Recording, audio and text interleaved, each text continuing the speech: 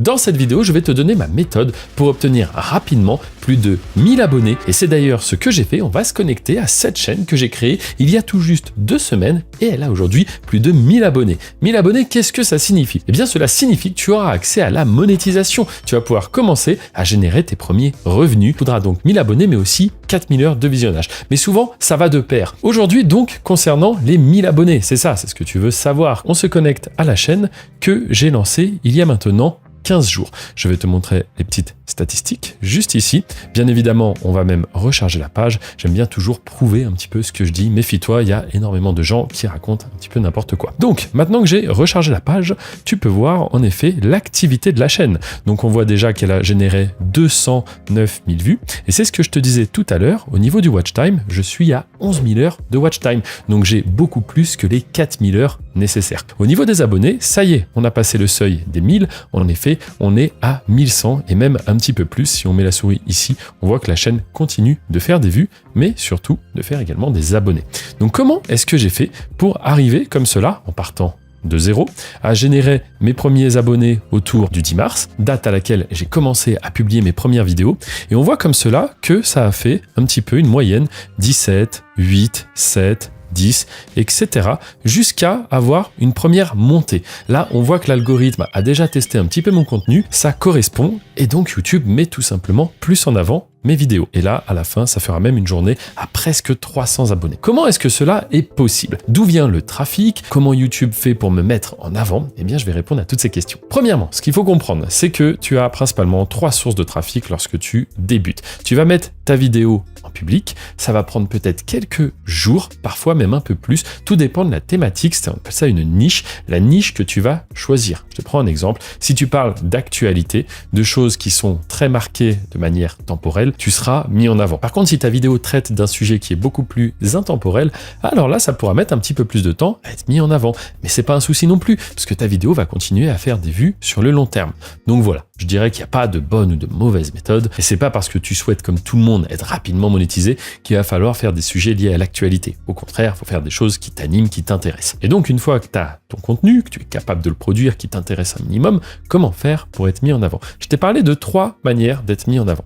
La première, ça va être les recherches. Tu sais, quand quelqu'un va taper comment faire ceci, comment faire cela, toi, tu crées l'offre et les spectateurs, eux, ont une demande. Donc du coup, si l'offre vient répondre à la demande, eh bien, ta vidéo va faire des vues. Ça, ce sont les recherches. Ensuite, il y a la homepage. Lorsque les viewers, les spectateurs démarrent l'application, YouTube leur propose du contenu.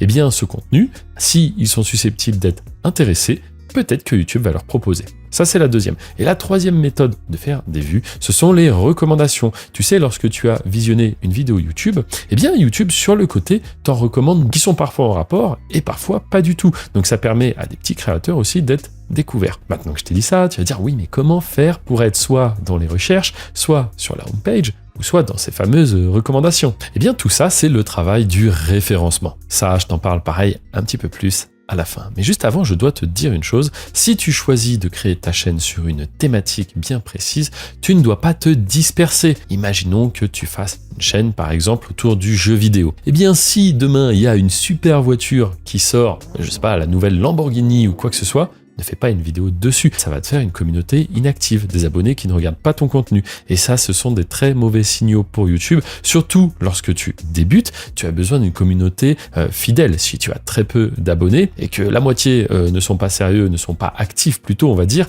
bah, c'est très très mauvais pour YouTube. En fait, YouTube va conclure que ton contenu n'est pas pertinent. YouTube va pas se dire ah mais ils sont abonnés pour la belle voiture, ah mais du coup il fait du gaming. Non, pas du tout. YouTube va se dire ok, il sort une nouvelle vidéo, les abonnés ne cliquent pas, donc le contenu n'est pas pertinent. Donc très important, ne te disperse pas trop. Et ensuite, comment est-ce que ça va fonctionner? Comment l'effet boule de neige va se mettre en place? Eh bien, pour obtenir tes premières vues, il va y avoir 2 paramètres vraiment essentiels. Le taux de clic sur tes miniatures, c'est-à-dire que ta miniature, on la montre à 100 personnes. Combien de personnes cliquent sur cette miniature? Et c'est exprimé en pourcentage.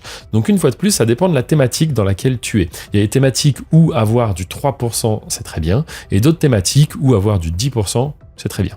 Donc ça, tu n'as pas les chiffres parce que pour le connaître, il faut avoir des chaînes dans ces thématiques. Le but, c'est d'essayer de faire une belle miniature. Regarde un petit peu ce qu'ont fait tes concurrents. S'ils ont réussi à faire des vues, à ce moment-là, il faut faire un petit peu la même chose. Attention, je ne parle pas de copier-coller, mais tu peux t'inspirer de ce qui fonctionne et essayer de faire mieux. Cherche quand même toujours à ajouter un petit peu de valeur. Ça te permettra peut-être même de passer devant certaines chaînes qui sont là depuis très longtemps.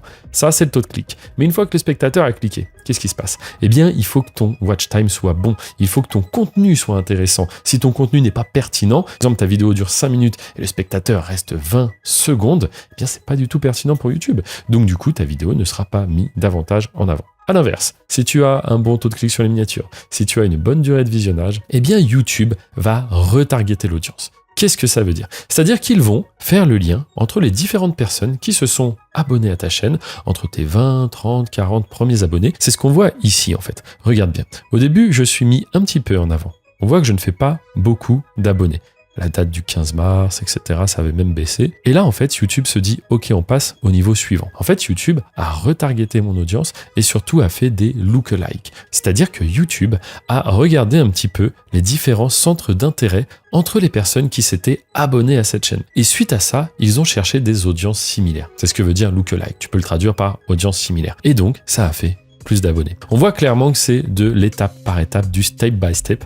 Et une fois que c'est lancé, on ne sait pas jusqu'où ça ira, mais ça peut monter très haut et très vite. YouTube est juste hyper puissant. N'oublie pas que c'est le deuxième site le plus visité. Après Google, l'audience est juste dingue. Il suffit de réussir à percer le marché et se faire une place. Et puisque tu es resté jusqu'à ce moment de la vidéo, laisse-moi te faire un petit cadeau. Tu vas trouver dans la description ou ailleurs sur cette vidéo un petit guide gratuit dans lequel je t'explique et te partage mes différentes méthodes et techniques pour réussir à dégager tes premiers revenus sur YouTube. Je te le rappelle, ça fait plus de 10 ans que je travaille sur la plateforme. Des situations un petit peu compliquées, j'en ai vu beaucoup. Dis-toi que YouTube n'est pas si simple qu'il y paraît. Et c'est pour cela que beaucoup de personnes n'y arrivent pas.